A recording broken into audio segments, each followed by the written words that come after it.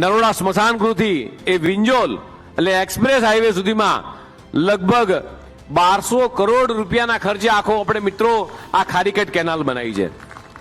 અને બીજી લગભગ આગળના દિવસોમાં એક્સપ્રેસ વેથી ઘોડાસર એટલે વટવા સુધી એ બીજી 1000 કરોડ રૂપિયાના ખર્ચે એ 8 તારીખે અમિતભાઈ શાહ સાહેબ અને માનનીય મુખ્યમંત્રીના વરદ હસ્તે આ આખા એ રોડનું લોકાર્પણ થવાનું છે, ત્યાં ખાતમુહૂર્ત થવાનું છે. મિત્રો આ નાની ઘટના નથી.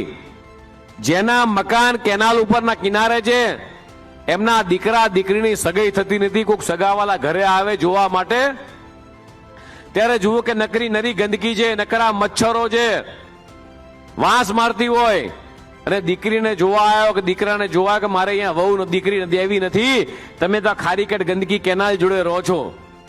અને મકાનના ભાવ મને પોતાને યાદ છે કે જે મકાન અહીંયા 10 લાખમાં મળતું હોય ત્યાં 25,000માં કોઈ મકાન લેવા તૈયાર ના હોય. આજે જે મકાન અહીંયા 25 લાખમાં મળે છે એ જે મકાન ખારીકટ કેનાલનું મકાન એ 1 કરોડ કરતા નીચે નથી મળતું મિત્રો. અને જેમ એક્સપ્રેસ હાઈવે પર જેમ ટ્રાફિક હોય, નેશનલ હાઈવે પર ટ્રાફિક હોય, એના કરતા આપણા બધા જ માટે જે કામથી આમ સુવિધા પથ આખો બન્યો હોય એ પ્રમાણેનું કામ એ મિત્રો અમદાવાદ મ્યુનિસિપલ કોર્પોરેશન અને રાજ્ય સરકારે કર્યું છે. એટલે